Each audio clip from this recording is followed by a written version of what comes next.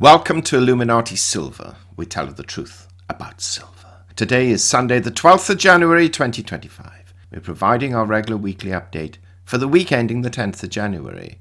Gold and silver really took off this past week, especially in sterling terms, but primarily due to the weakness of the pound. The question is, will this rise across all currencies continue? Well, to find out, let's take a look.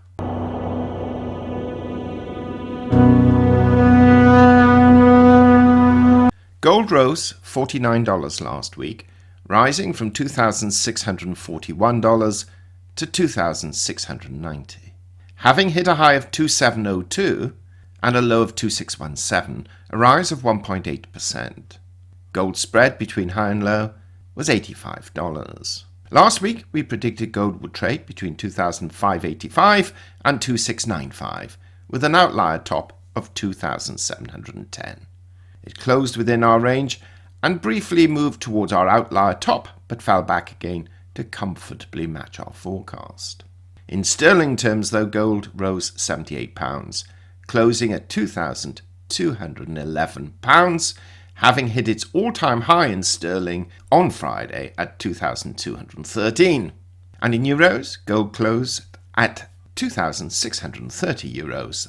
That's up €67. Silver rose 80 cents, rising from $29.64 to $30.44, having hit a high of $31.70 and a low of $29.46, a rise of 2.7%. The $31.70, though, was a technical aberration which lasted less than a minute, with its real high for the week coming in at $30.78. The difference between its high and low was $1.32, if you take that proper high, almost the same as the previous week. Now, last week we predicted silver would trade between $28.50 to $31, which it did comfortably, save that momentary aberration.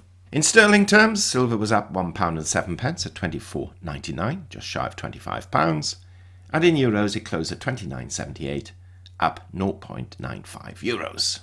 The gold to silver ratio fell marginally from 89.1 to 1 to 88.4 to 1. Bitcoin currently stands at $94,068. That's down $4,532 on the week. US equities were lower. The Dow Jones closed down 794 points at 41,938.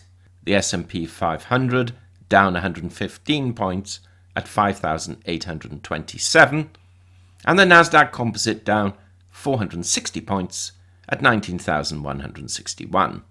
The FTSE, however, the FTSE 100, closed up 25 points at 8,248. Oils are higher again and certainly seem to be heading towards $80. Brent crude closed up $3.19 at $79.76, and WTI crude closed at $76.57.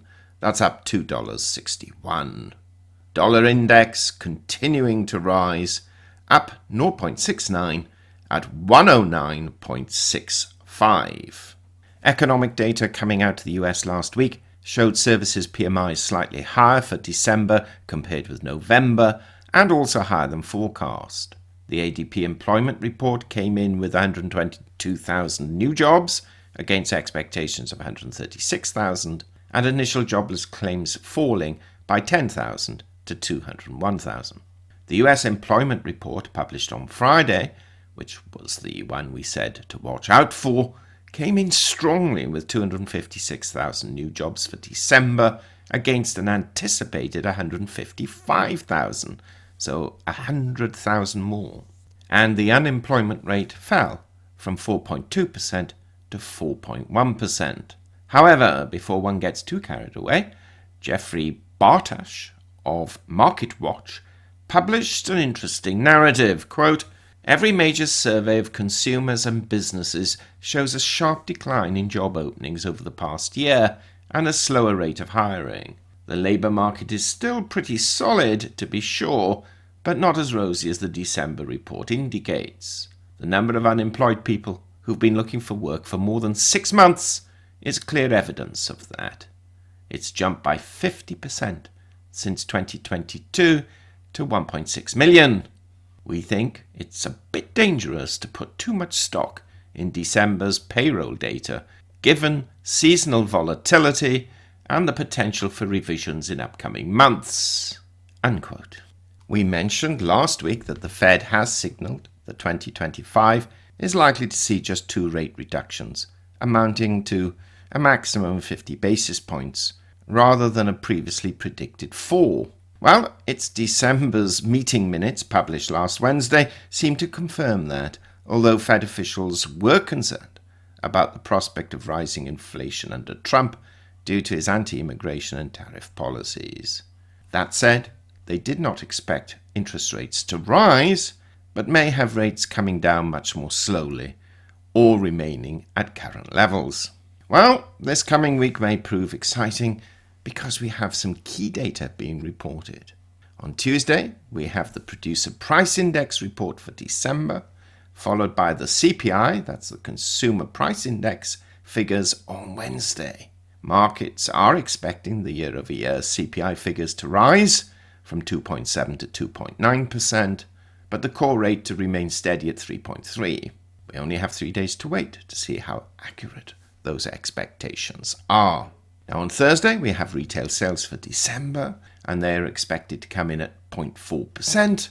And on Friday, we have housing starts and building permits. So a fair amount of data this coming week. The question is, of course, will it be positive or negative for gold and silver? Well, analysts are saying the CPI report could shoot gold above the 2,726 level to as high as 2,790, or alternatively, could push it down below 2,571 and potentially as low as 2,533. There is no doubt that gold defied normal market reaction last week because we had the dollar strengthening even further, hitting multi-year highs, and 10-year Treasury yields soaring to 4.79%. But despite this, gold rose. However, deepening concerns about US fiscal health and ballooning deficits have reignited demand for gold as a safe haven asset.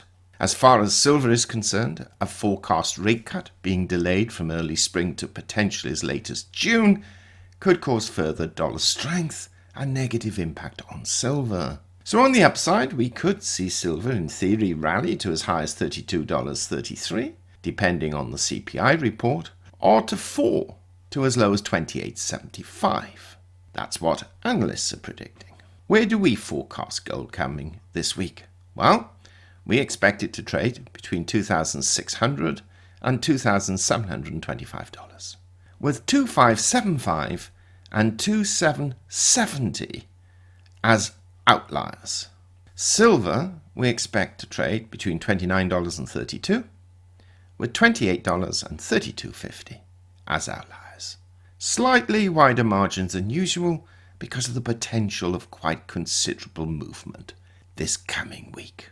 What do you think is going to happen to prices? Do you share the thought that perhaps the Fed is going to remain rather tight and therefore not drop rates until at least June? Let us know. Meanwhile, thank you so much for listening. We'd appreciate it if you'd give this video a thumbs up, subscribe, press the bell sign, pop on over to our sister channel, Finances Do Matter. That channel's changing. It's taken longer than we planned, but it is changing, so make sure you subscribe there. And let's all look forward to a most prosperous week ahead.